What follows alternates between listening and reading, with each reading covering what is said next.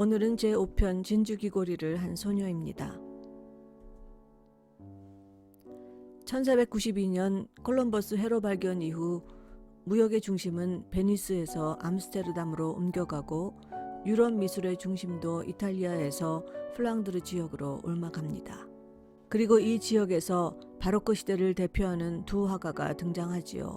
바로 루벤스와 렘브란트입니다. 유럽 어느 미술관을 가도 꼭 보게 되는 화가들입니다. 플랑드르라는 지역에는 두 개의 대표적인 도시가 있는데 바로 암스테르담과 안트웨르펜이지요. 지난 시간에 보았던 브리겔과 오늘 보게 될 루벤스와 베르메르는 주로 안트웨르펜을 중심으로 활동한 화가들이고, 렘브란트는 암스테르담을 중심으로 활동한 화가입니다. 루벤스와 렘브란트 둘은 아주 대조적인 사람들입니다.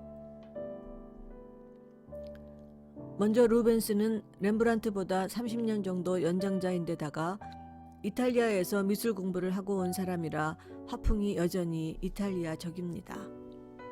또 루벤스는 당시 유럽 왕실에서 이름이 알려진 화가였고, 렘브란트는 오직 자기 고향 암스테르담에서만 활동했지요.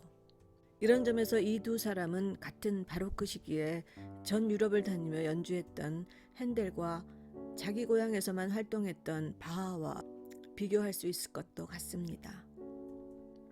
핸델의 음악이 화려하고 바하의 음악이 진솔하다면 이것도 루벤스와 렘브란트에게 그대로 적용될 수 있을 것 같습니다. 또 루벤스는 종교적으로 캐톨릭 신자였고 렘브란트는 신교도였습니다. 16세기 당시의 구교인 캐톨릭은 여전히 왕족이나 귀족 등 기득권층의 종교였고, 개신교는 사회 약자들의 종교였지요. 그래서 루벤스는 주로 왕족이나 귀족 등 기득권층을 상대로 활동한, 그래서 돈도 많이 번 인류화가였고, 렘브란트는 별로 인기 없는, 그래서 결국 가난하게 죽은, 하지만 미술사에서 가장 위대한 화가로 남게 됩니다. 초상화에서도 그런 둘의 삶의 궤적이 느껴지지요. 렘브란트보다 30년쯤 일찍 1577년에 태어난 루벤스는 이탈리아에서 미술을 배우고 고향 땅 안트웨르펜으로 와 처음으로 거대 화면에 그림을 그렸다고 합니다. 유럽의 중심이 된 플랑드르 지역에 그런 큰 그림을 그리게 할 돈도 많았고, 또 루벤스도 돈을 벌려면 더 큰 그림을 그려야 했겠지요. 루벤스의 그림 십자가입니다. 예수를 못 박은 십자가를 들어 올리는 중이지요. 무엇보다 루벤스의 그림은 역동적이고 힘이 넘칩니다. 많은 사람들이 등장해서 화면을 가득 채웁니다. 몸의 근육과 살덩이들은 미켈란젤로의 인체보다 더 과장되어 있습니다. 사람들의 동작들도 아주 극적이고 드라마틱하지요. 예수의 위로 치켜뜬 두 눈도 장면의 처연함을 더해줍니다.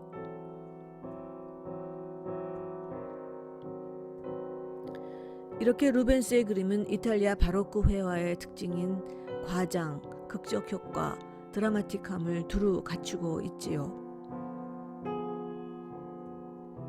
이번에는 데포지션, 즉 십자가에서 내리기입니다. 죽은 예수는 눈을 감고 있지만 그 주변 사람들의 표정과 몸짓은 한편의 비극을 연출하는 듯 합니다.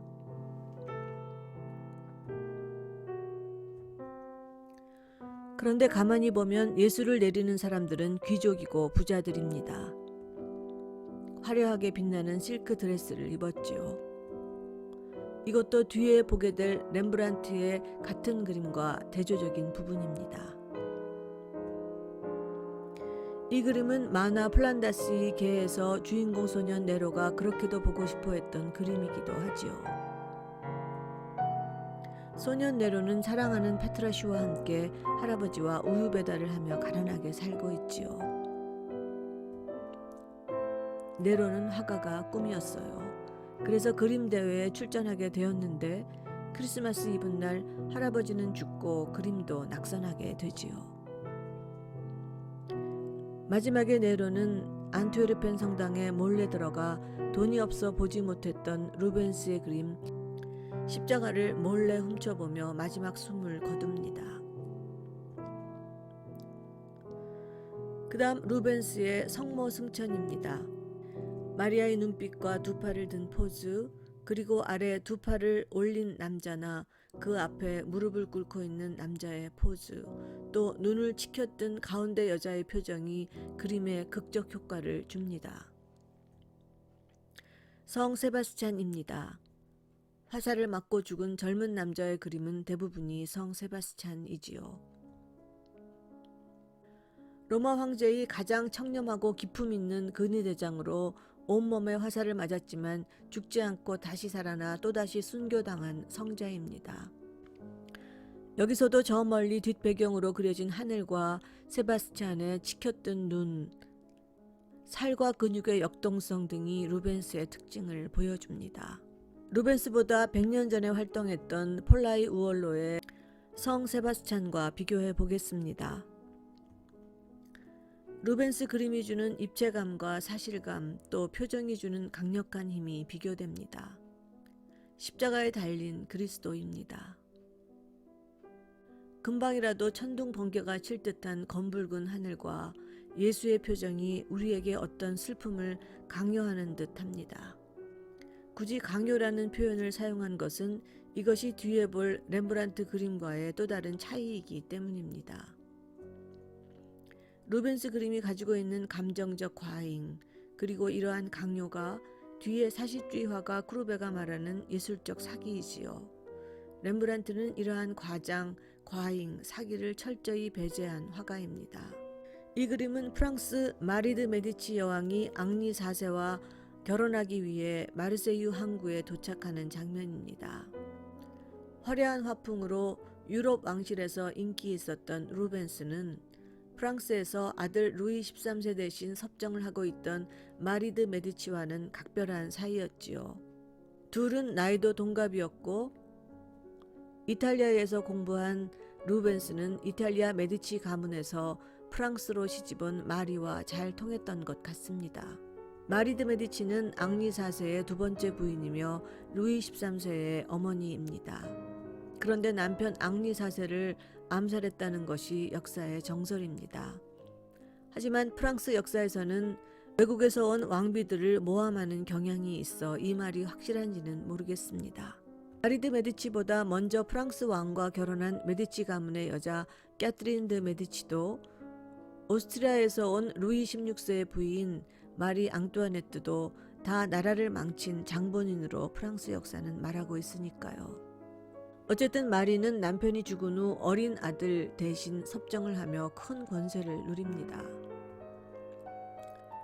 그리고 바로 이때 루벤스에게 자신의 일생을 기리는 초대형 작품 24점을 그리라고 하지요.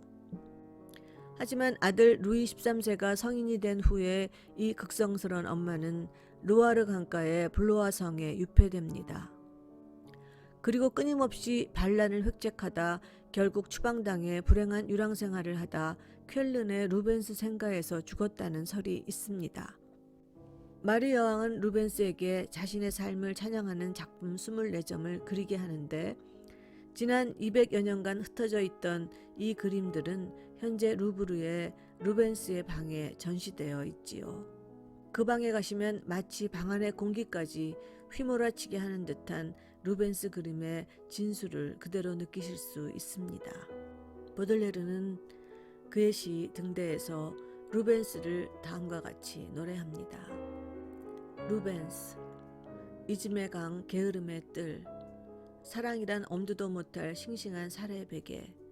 그러나 거기엔 삶이 끊임없이 흘러들고 용솟음친다. 하늘의 바람처럼 바다의 밀물처럼. 렘브란트는 네덜란드가 낳은 최고의 화가입니다. 화가들이 가장 큰 영향을 받은 위대한 예술가 중 하나지요. 그는 성공적이고 인기 있었던 젊은 시절부터 파산한 외로운 노년까지 90여 점의 자화상을 남겼다고 합니다. 루벤스와 달리 너무 사실적 화풍으로 주문을 잘 받지 못해 당시로서는 실패한 화가였습니다. 하지만 루벤스식 과장을 배제한 진솔한 사실주의적 작품은 근대 회화에 큰 영향을 미치게 됩니다. 그는 빛의 마술사라고도 불리는데 그의 작품 속에 있는 빛은 아주 따뜻한 영혼의 빛 같습니다. 그는 가난한 사람들의 삶을 애정어린 눈으로 바라봅니다.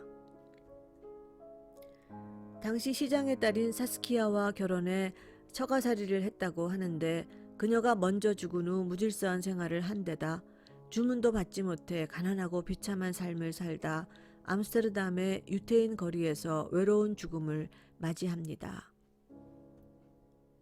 그가 활동한 암스테르담은 신교도의 중심 도시로 여기 나온 검은 옷의 흰 칼라는 당시 신교도들의 복장이었습니다.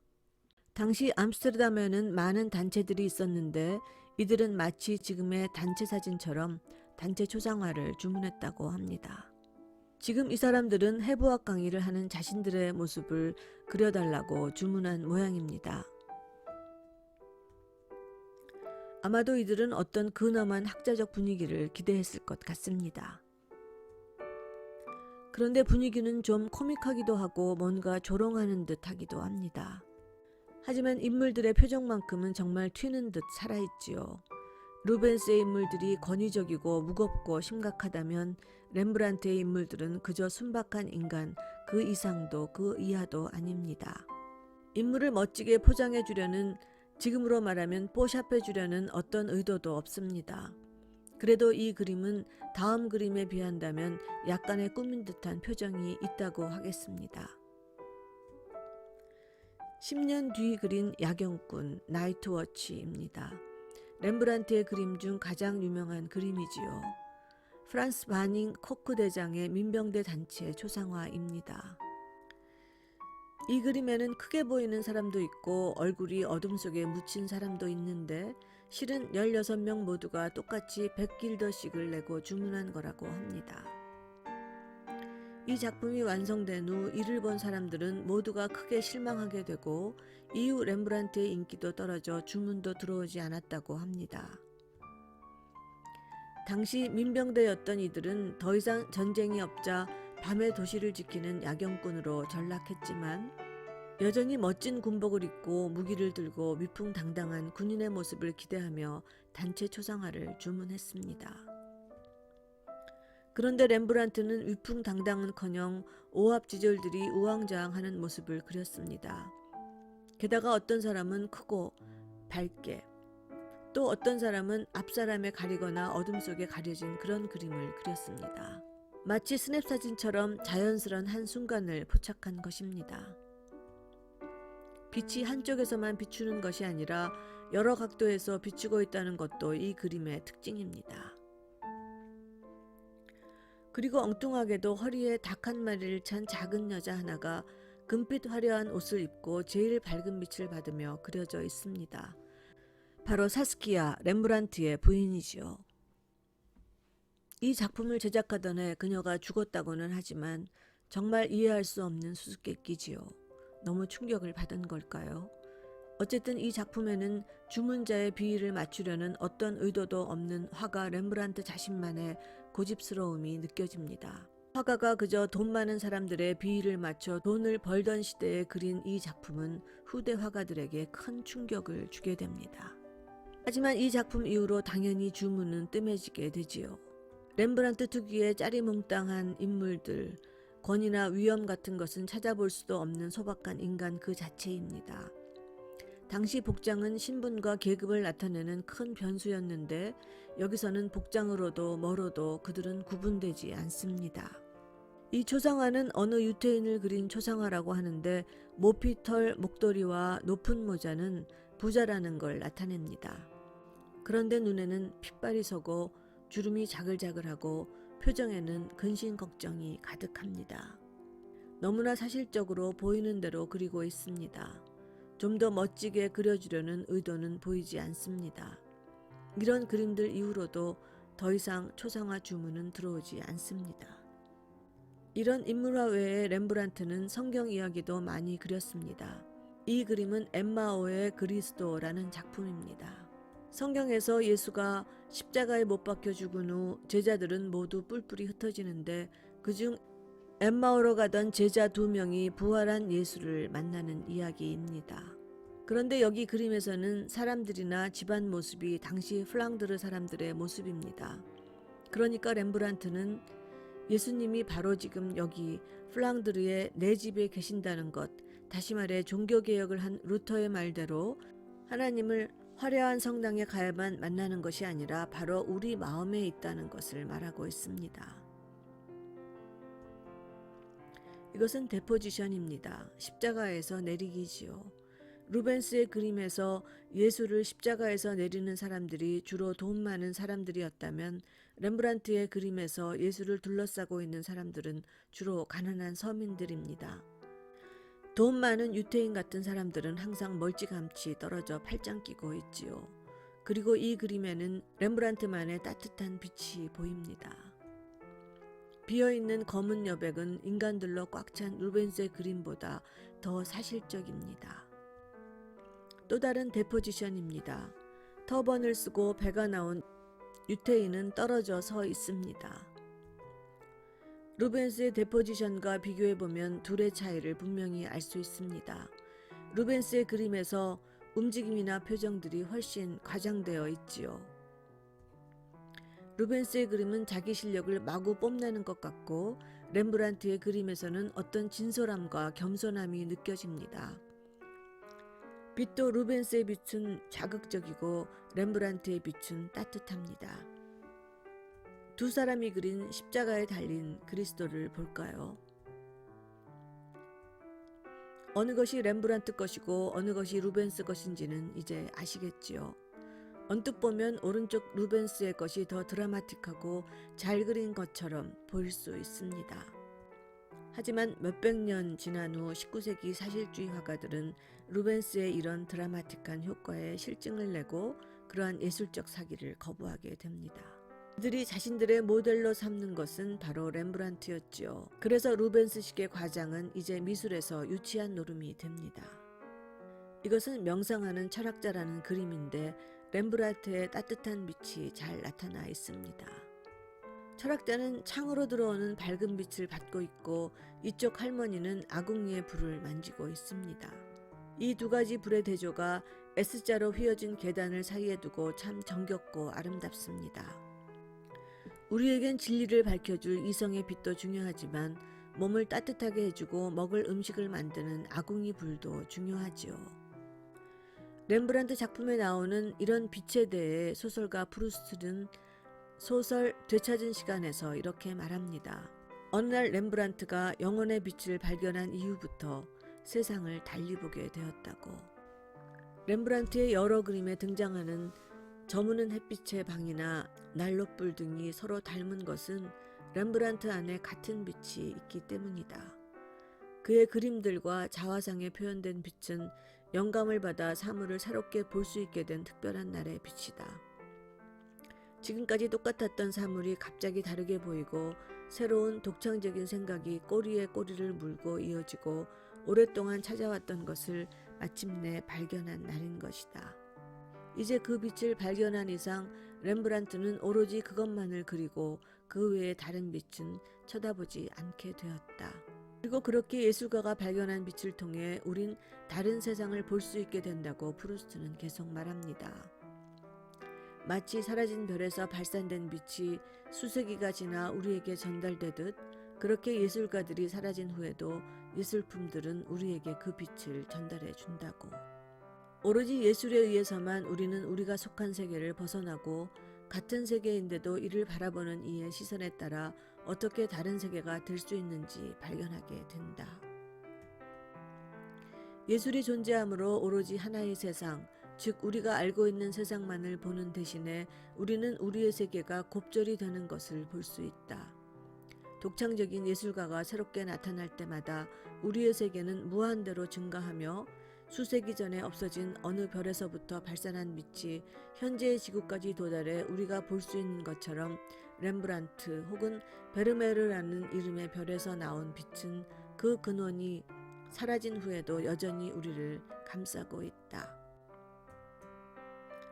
렘브란트는 애칭화 작업도 많이 했습니다. 이것은 설교하는 그리스도라는 작품인데 렘브란트의 인간은 모두가 참 작고 사랑스럽고 여자 남자의 구분도 동양인 서양인 구분도 분명치 않은 것 같습니다.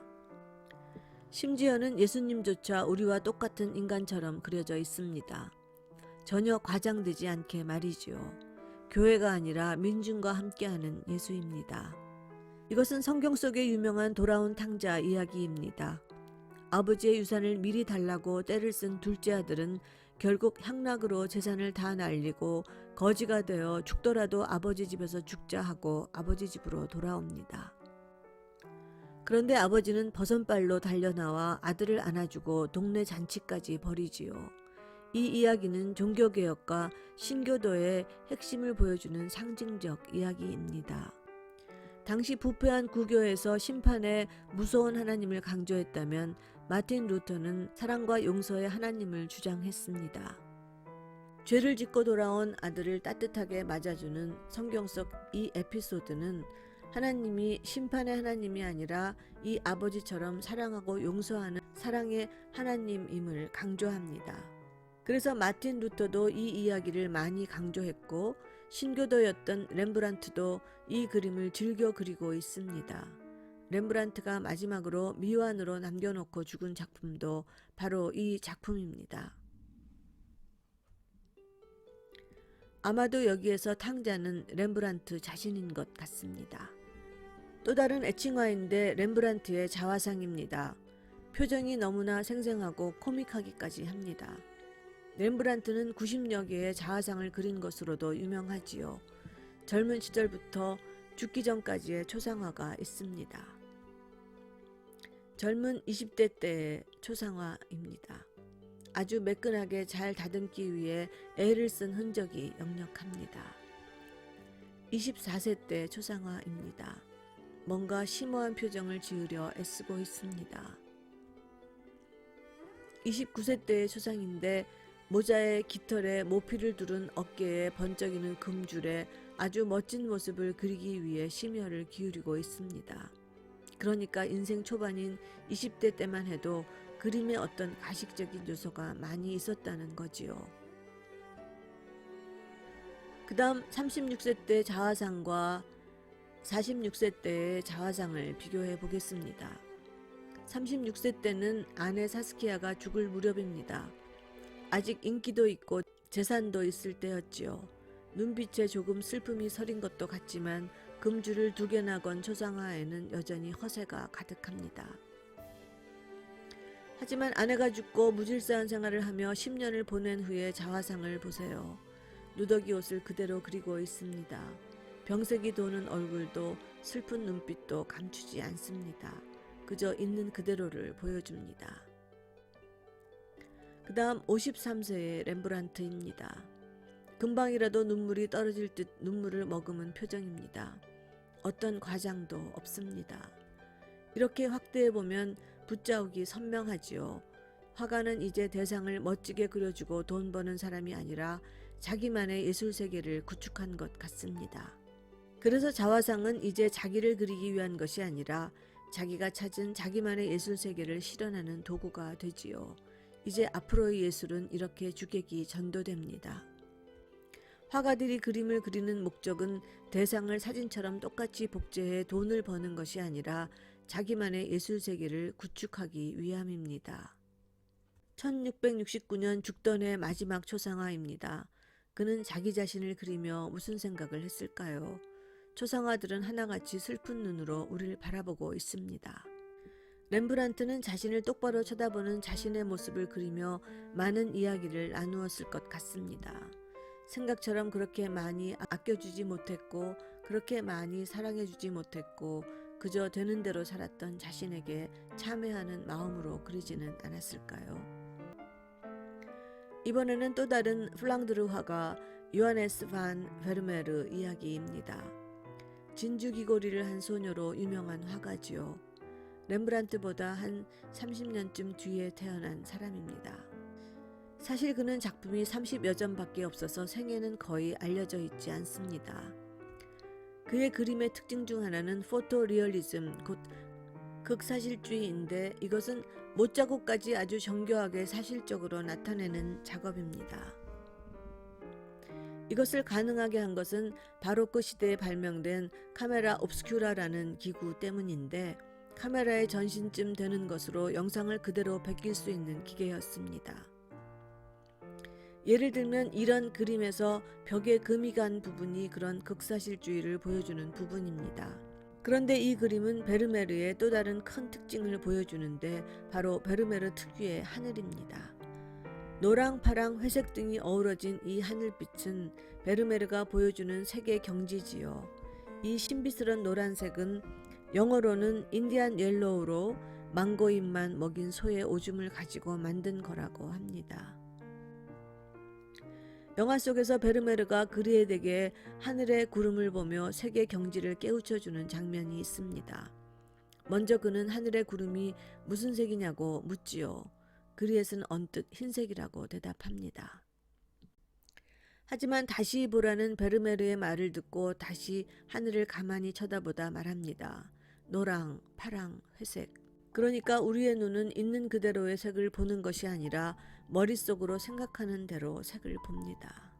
이 그림은 베르메르의 대표 작품 중 하나인 델프트의 풍경입니다. 베르메르의 하늘을 제대로 보여주지요. 이 그림은 프루스트의 소설 속에 등장하는 것으로도 유명합니다. 그의 소설 잃어버린 시간을 찾아서에서 작가 베르고트는 이 그림 안에서 노란 벽의 작은 자락을 보다 현기증을 일으키고 결국 쓰러져 죽게 됩니다.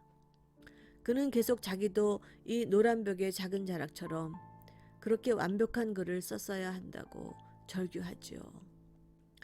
또 프루스트가 이 작품에 대해 쓴 편지가 있는데 여기서 그는 헤이그의 미술관에서 델프트의 풍경을 본 이래로 저는 세상에서 가장 아름다운 그림을 보았다는 것을 알게 되었습니다. 라고 말합니다. 이 그림은 숙녀와 두 남자 혹은 포도주 잔을 든 여인입니다. 베르메르는 창 옆에서 자연광을 받은 인물들을 많이 그립니다. 이 그림에서 뒤에 팔을 꿰고 있는 사람이 베르메르 자신이고 여자의 손을 잡고 있는 사람이 리즈벤이란 돈 많은 후원자입니다. 모델이었던 하녀는 리즈벤에게 농락당한 후 결국 매를 맞고 쫓겨나는 신세가 되었다고 합니다. 그런데 여기에서 빛을 받아 은은히 빛나는 천들은 베르메르 그림의 특징을 잘 나타냅니다. 테이블 위에 하얀 천도 빛을 받아 희게 빛나고 드레스도 은은한 광택을 내고 있지요. 이 그림은 진주 목걸이를 한 여인입니다. 창으로 들어오는 빛이 아른거리는 커튼이 너무 사실적이고 은은히 빛나는 옷의 노란빛 그리고 진주 귀고리와 목걸이에 은은한 광택이 있습니다. 또 오른쪽 앞에 있는 의자에 박힌 금빛 징들의 반짝임도 있지요. 벽에서도 은은한 빛이 느껴집니다. 베르메르에게는 빛을 받아 반짝이는 뭔가가 꼭 필요합니다. 그리고 그것이 그림의 마지막 숨결을 불어넣는 생명력입니다. 그런데 여기서 진주 귀고리는 진주 귀고리를 한 소녀에 나오는 귀고리보다 뭔가 미연의 것으로 보입니다. 어쩌면 베르메르의 작업은 이런 영롱한 광택을 완성해내기 위한 끊임없는 작업은 아니었나 하는 생각이 듭니다. 노란색 천에 검은 점이 찍힌 모피를 댄 옷은 여러 작품에서 등장합니다. 이 작품은 여주인과 하녀라는 작품인데 하녀는 편지를 전달하는 듯하고 여주인은 편지를 쓰고 있는 중인 것 같습니다. 여기에도 진주 귀걸이와 진주 목걸이가 등장합니다. 또 머리를 묶은 흰 끈과 탁자 위에 잉크병인 것 같은 두 개의 금빛 컵 그리고 그 옆 상자에 금속 손잡이에 반짝임이 있습니다. 하얀 편지도 하얗게 빛납니다. 러브레터라는 이 그림에서 명함의 대조는 아주 분명합니다. 보이지는 않지만 왼쪽의 창을 통해 밝고 강한 빛이 들어오고 있는 것 같습니다. 하녀의 머리에 쓴 흰 천이 하얗게 빛나고 역시 같은 노란 옷에도 빛의 대조가 분명합니다. 바닥의 흰색, 검은색은 빛의 대비를 더욱더 극적으로 해주고 있습니다. 이 그림의 구도는 매우 특이한데 방 안에서 밖을 내다보는 구도입니다. 오른쪽 방 안에 있는 의자 위의 금빛 징이 금속의 반짝임으로 생기를 불어넣어 줍니다. 위에 드리워진 천의 크고 분명한 무늬도 특이한 분위기를 조성합니다. 그런데 여기에서도 역시 진주 귀걸이와 목걸이가 있습니다. 또 자세히 보니 여자 눈의 흰자위도 희게 빛납니다. 이제 진주의 영롱함은 거의 완성 단계로 진입한 것처럼 보입니다. 편지를 읽는 푸른 옷의 여인입니다. 창가에서 한 여인이 편지를 읽고 있습니다. 푸른 옷 위에 아른거리는 빛, 또 의자에 박힌 징의 반짝거림이 있습니다. 또 가만히 보면 탁자 위에 진주 목걸이가 있네요. 이 의상과 뒤에 벽에 걸린 벽걸이는 영화에도 등장합니다. 바로 베르메르의 아내가 입고 나오지요. 사실 베르메르의 생애에 대해서는 거의 알려진 것이 없어 소설에 나오는 이야기는 렘브란트와 베르메르의 삶을 합한 이야기입니다. 그래서 영화 속 베르메르도 렘브란트처럼 부잣집 딸과 결혼해 처가살이를 합니다. 그런데 영화에서 베르메르의 부인으로 나오는 배우는 렘브란트의 아내 사스키아와 매우 닮아 있습니다. 이번에는 편지를 쓰는 여인입니다. 역시 테이블 위에 진주 목걸이가 놓여 있고 문갑에 금속 장식들이 반짝입니다. 커다란 진주 귀걸이도 영롱함을 더해가는 듯합니다. 베르메르는 마치 화법의 완성을 찾아 끊임없이 진주 귀걸이를 그리는 것 같습니다. 여인의 넓은 이마 위에도 은은한 빛이 비추고 있습니다. 베르메르는 숙녀들만 그린 것이 아니라 하녀도 그리고 있습니다. 진주 귀걸이를 한 소녀 다음으로 베르메르의 대표적 인물화입니다. 완성도가 뛰어난 작품이지요. 극사실주의의 표본으로 벽에 난 못자욱이 너무나 사실적입니다. 우리는 마치 그 방 가운데 서 있는 듯하지요. 투박한 옷감의 느낌도 너무나 리얼합니다. 거친 바느질 땀이 실제로 눈앞에서 보는 것 같습니다. 게다가 빨강, 파랑, 노랑의 원색이 대비되는 강렬한 옷 색깔은 보기 드문 색의 대비를 보여줍니다. 여기서도 노란색은 어떻게 설명하기 어려울 만큼 베르메르의 묘한 노란색이고 노랑과 파랑의 대비는 베르메르를 상징하는 색의 대비이기도 합니다. 그리고 이 그림에서 베르메르는 드디어 빛을 그림 속에 잡아놓는 방법을 터득한 것 같습니다. 빵 위에 비치는 빛이 환하고 하얀 우유가 빛나고 벽에 걸린 금빛 그릇과 탁자 위의 쇠 주전자가 빛을 받아 빛납니다. 드디어 북구의 모나리자라고 불리우는 진주 귀걸이를 한 소녀입니다. 베르메르의 색인 인디언 옐로우와 푸른색의 대비가 있습니다. 앞서 러브레터 그림에서 뭔가 불안정했던 눈의 흰자위도 완벽하게 그려져 있습니다. 너무나 생생하게 살아있는 눈빛으로 이 작품은 북구의 모나리자가 될 수 있었던 거지요. 입술은 조금 벌리고 있는데 아랫입술이 빛납니다. 그리고 이제 그 어느 그림에서보다 완전한 진주 귀걸이가 있습니다. 물감으로 그린 것인데 진주의 영롱함이 믿을 수 없을 정도로 사실적입니다. 이 그림은 16세기 이탈리아 화가인 귀도 레니의 슬픈 베아트리체 첸치에 대한 오마주라고 하기도 합니다. 같은 포즈를 취하고 있지요. 이 그림은 귀도 레니의 제자 엘리자베타 시라니가 스승의 그림을 모사한 것입니다. 그림 속 베아트리체는 너무나 아름답기로 소문난 소녀였는데 방탕했던 아버지로부터 성폭행을 당하게 되자 결국 집안 식구들 모두와 아버지를 죽이게 됩니다. 그래서 결국 처형되는데 이것은 단두대로 가기 직전의 모습을 그린 거라고 합니다. 처형되던 날 이 아름다운 소녀의 얼굴을 보기 위해 많은 사람이 모여들었다고 하지요. 귀도 레니의 제자가 모사한 이 그림은 또 스탕달 신드롬으로도 유명한 그림입니다. 19세기 프랑스 소설가 스탕달이 이 그림을 보다 현기증을 일으켜 쓰러지게 되는데 이후 그림이나 풍경을 보다 너무 큰 감동으로 현기증을 일으키는 것을 스탕달 신드롬이라고 부릅니다.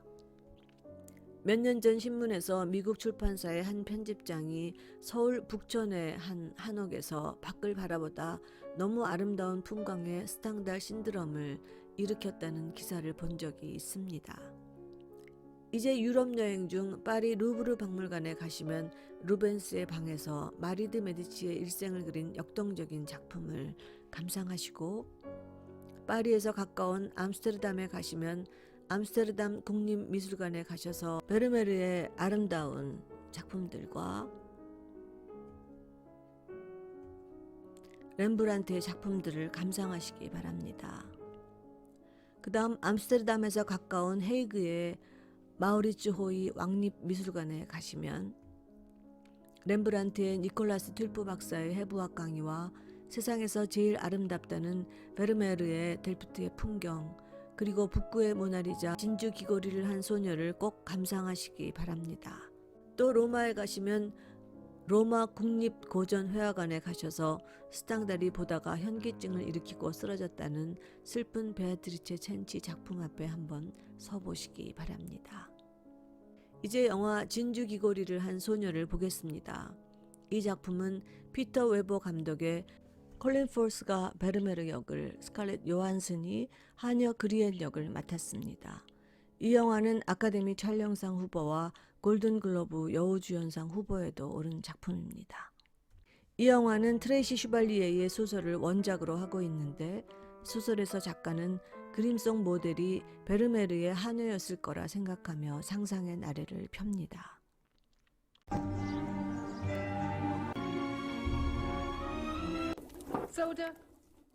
화가의 딸로 미술에 재능이 있는 그리엣은 집안 형편이 기울어 베르메르의 집에 하녀로 들어오게 됩니다. Don't speak till you're spoken to.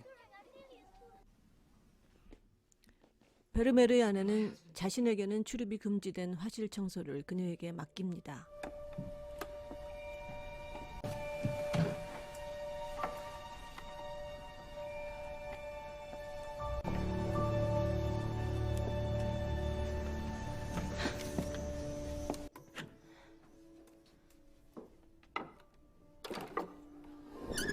An ox tongue and a dozen chops. 한편 푸주간에서 그리엣은 피터라는 청년을 알게 됩니다.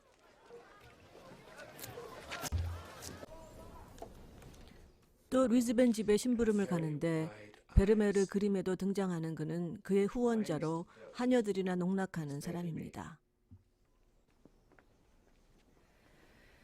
Look at that dress. You can almost stroke the satin.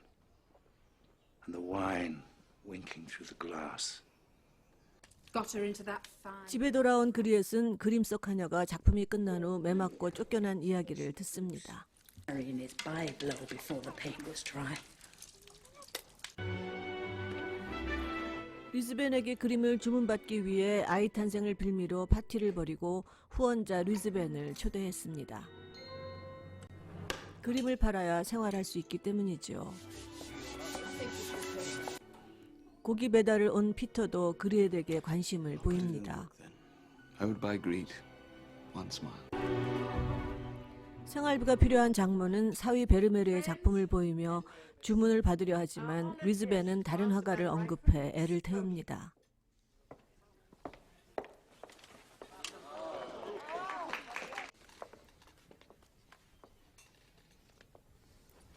Is this Indian yellow? Built from the urine of sacred cows, fed only on mango leaves. Fellow from Amsterdam, studied under Rembrandt van Rijn, though who hasn't these days? 새 작품을 시작하지 못하던 베르메르는 어느 날 창가에 그리엣을 보고 영감을 받아 새 작품을 시작합니다.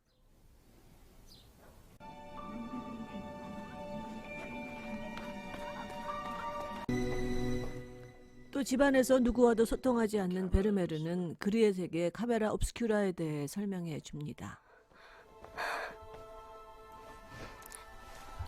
Beams of reflected light from that corner pass through it into the box so that we can see it here. 그림을 그릴 때 출입 금지된 화실에 들어온 그리엣에게 나가지 말라고 하며 물감까지 가져오게 합니다. Lead white. Look up it. 이렇게 베르메르와 정신적인 교감이 시작되는 반면 피터와는 현실적 교제를 시작합니다. 그리고 어느 날 베르메르는 그리엣에게 구름색을 물으며 색에 대해 새로운 눈을 뜨게 합니다. No. No, not white. Yellow. Blue. And grey. You understand?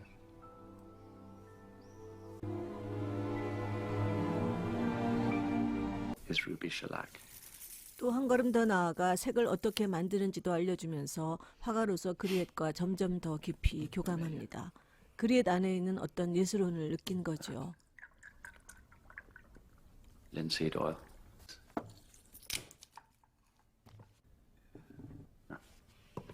This.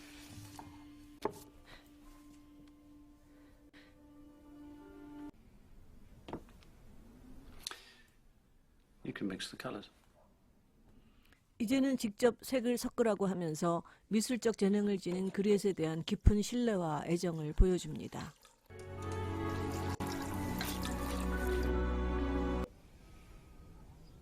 그런데 어느 날 그리엣은 베르메르의 그림 속 의자가 답답하다는 생각이 들어 앞에 있는 의자를 치워버립니다. 그리고 며칠 후 그림 속 의자가 지워진 것을 보게 되지요. Why did you move the chair? She looked trapped.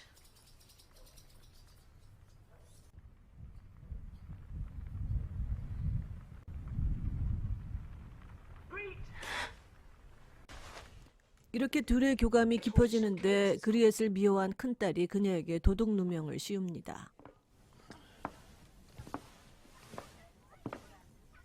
Do it. Help me. 그리엣의 도와달라는 말에 베르메르는 미친 듯이 집안을 뒤지는데 한 번도 이런 모습을 본 적이 없는 부인은 절망감에 빠집니다. 결국 없어졌다던 귀갓빛은 딸방에서 발견되고 벌받는 딸 뒤에서 아내의 마음은 무너져 내립니다. I think she ought to be in the painting. A tavern scene. 그리엣을 넣고 그림을 그리자는 리즈벤의 제안에 당황한 베르메르는 그리엣을 혼자 그리기로 합니다. You're not to sit with Master Van Right from that much is agreed. You alone.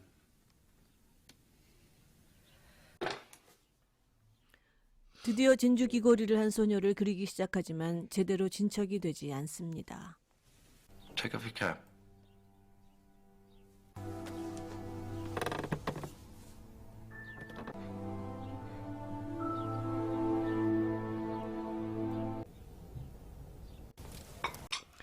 그리엣을 그리는 것을 꿈에도 모르는 아내는 늘 그녀만 보고 있는 남편 모습에 절망합니다.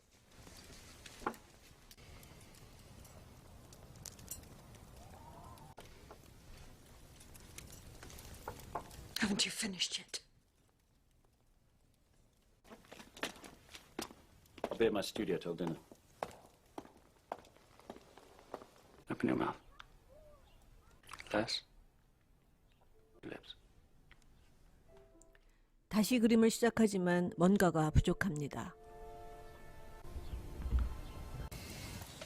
어느 날 아내의 영롱한 진주 귀고리를 본 베르메르는 진주 귀고리를 그리기로 마음 먹습니다. Leading the eye.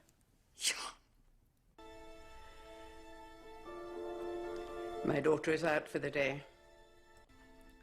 사위의 마음을 알아차린 장모는 그리엣에게 딸의 진주 귀고리를 주며 작품을 끝내라고 합니다. 처음으로 귀를 뚫고 진주 귀고리를 걸어주며 둘 사이에는 묘한 감정이 오고 가고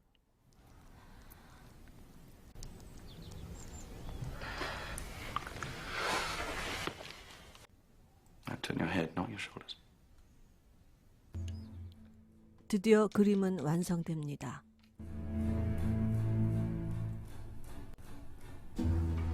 그런데 그림이 끝난 후 흥분감을 주체할 수 없는 그리엣은 피터를 찾아가 베르메르에 대한 감정을 풀어냅니다. Join me in pardon and meet minded. 이제 영화의 파국이며 대반전이 시작됩니다. 지금까지 너무나 우아했던 아내의 분노가 폭발합니다. I want to see this painting. I'm too stupid to look at a painting now. Read! You know that! Sit down. Is it true she wore my pearls? How could you?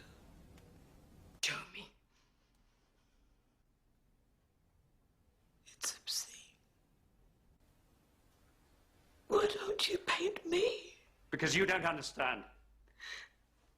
And she does.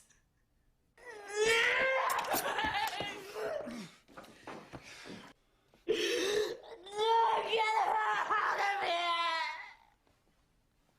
Get out of my house! 그리엣은 이 집을 나가고 베르메르도 가는 그리엣을 잡지 못합니다. 그리엣은 다른 집 하녀로 들어가고 완성된 그림은 리즈벤의 집으로 갑니다. This is for you. 마지막에 진주귀고리를 선물 받는 것으로 영화는 끝이 납니다.